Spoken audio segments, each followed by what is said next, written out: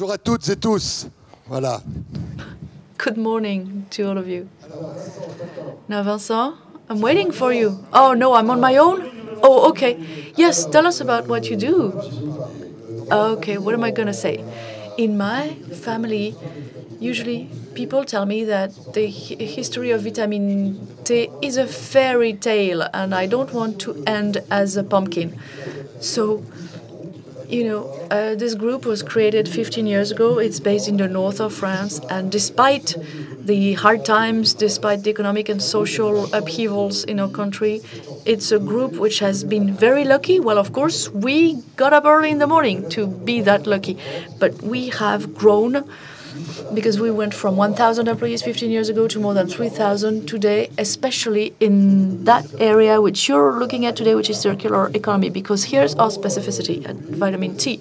We have developed constantly in link with companies, what I would call companies of reference, because you don't have a nice economy that is the social economy aiming at solidarity, and on the other hand, the bad guys, the bad economy. I think if we can have a positive economy, it's because what the company does is positive. The practices are positive. So sometimes we have joint ventures with these regular companies, I would say, and we have developed a big system to recover industrial waste. This is really where magic comes into force. There was an industrial manufacturing site in the north which had just gone bankrupt, and so social death, I would say, more than 300 people over 50 found themselves without a job.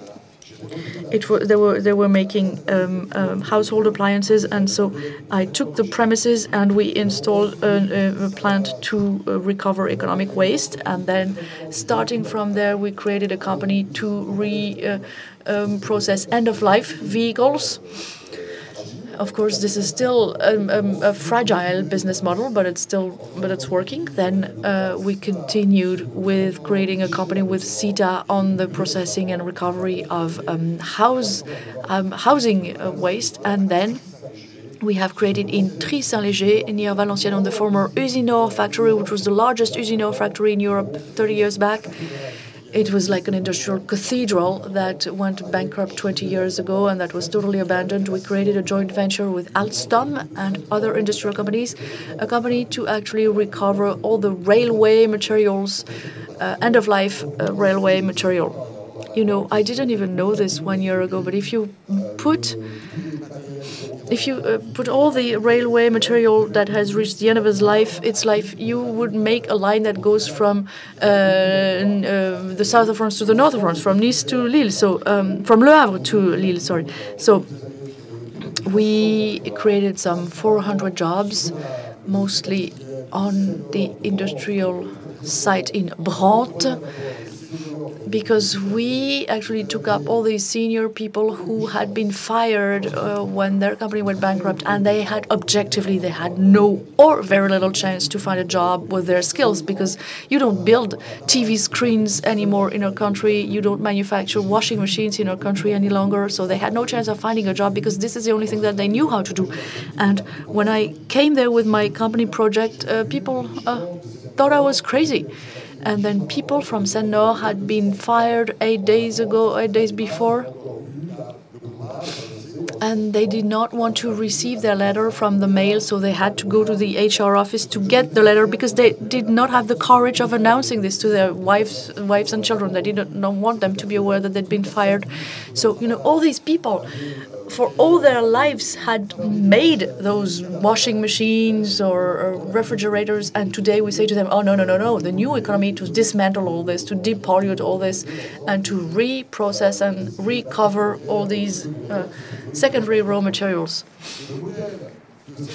And so the model of this new economy, even though, of course, you have to be very strict and very objective about it. I mean, let's not consider that this is going to change the world, even though it does help, I think. I'm sure in the next 10 years we should see a confirmation of growth in that area. Well, anyway, we have decided to do this with a motto, which is that you can be economically efficient and socially beneficial to the people. So what I mean is that you don't have, on the one hand, a repairing economy.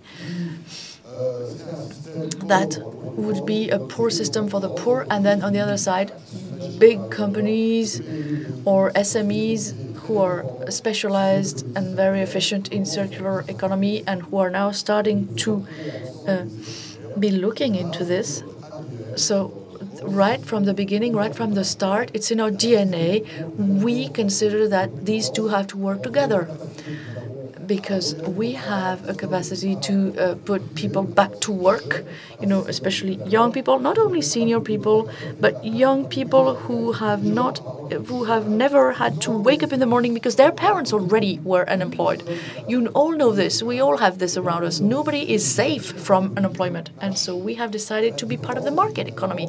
But the difference is that, of course, our profit is first and foremost social profit, social benefit. The only competitive edge or competitive perk that I have, being the CEO of this company, is that, of course, we don't have shareholders that I have to report back to. Of course, this is legitimate. This makes sense. It's not a problem. I don't have qualms about shareholders who want to create value, but we don't have that. So that our model is robust, because these new companies, especially the one dealing with electronic waste, which has more than 200 employees, 15 euros in sales this year, in turnover, more than 200 employees, I said this. So, of course, it's profitable. And in order to be socially efficient, well, it's better if you're economically viable. So all the profit is reinvested into R&D, to work on the flat TV screens. We do have some patents there, and I hope that the Chinese will not steal them from us. And it means that in the future we will be able to reprocess those flat screens, which are still a problem for us right now. So our business model works. And it can only work on two conditions, and this will be my conclusion. The first condition is that the social issue has to be taken on board right from the beginning and has to be part and parcel of the economic side. We pay taxes. We do pay corporate taxes, and I'm happy, because if I pay taxes, it's because it's working. We offer the men and women who join us. Some of them are very, very remote from the job market. I used to be an educator, and I knew these people, and I worked with these people, but some of them have been away from the job market for a very long time.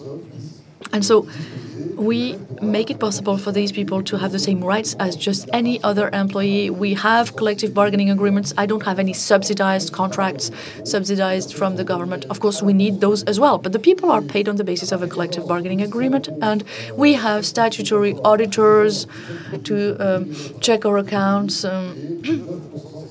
And we have had very good results this year. And so we don't have to rely only on public funds, because public funds are going to become scarce anyway. So the second condition is to talk to other company managers.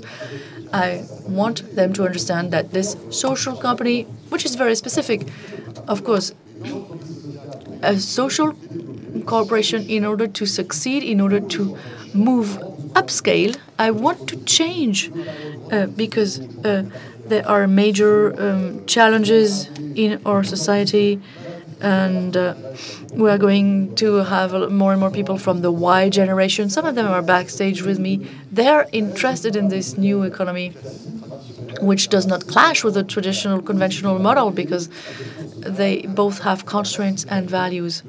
So really, we really try to have as much impact on society as possible. So we, as social entrepreneurs, we have to talk to conventional entrepreneurs and to entrepreneurs who are working in the area of circular economy in particular. Thank you for listening. Okay, we are going to take 3 more minutes here, because I have 2 questions for you.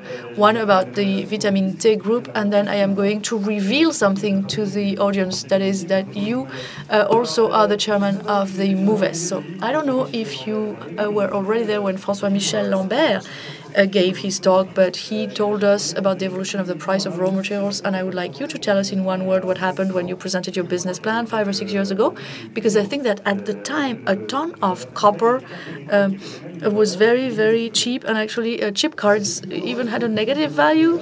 Yes, well, that was one of the surprises of our model. At the time, it was only based on the eco tax, polluter pays principle, and this was what has been decided by all the entities involved, and so I bought my model on the basis of the eco tax that you pay when you buy a cell phone or a TV in your supermarket, and then in the meantime there was a rise in prices. Of course, some others have mentioned this before, but it was very, very versatile, and so this model actually overperformed because we were able to take the technological leaps that were required to make the right compromise between automation and jobs, keeping jobs, local jobs, all the jobs that we've created. So you know that for the chips, for example, that you have in that screen, well, chip cards 5 years ago, we didn't know how to deal with them, and today we know, because on those screens, on your cell phone screen,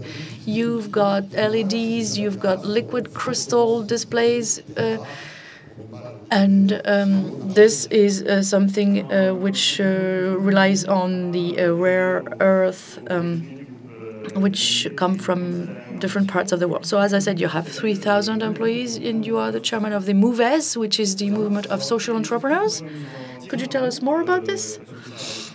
Because I think it perfectly fits in the positive economy.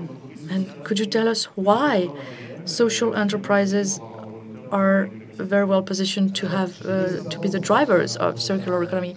Well, I read recently that the movement of social entrepreneurs was like the MEDEF of social entrepreneurs, the entrepreneurs union. Well, that's fine. We have 400 social entrepreneurs from all over France who got together. It's not only me, of course, but they've decided to change, to do something, to cross that border between the conventional economic model that will remain and the model of social enterprise. Oh, well, wonderful. Thank you. Thank you very much, André Dupon. And see you soon.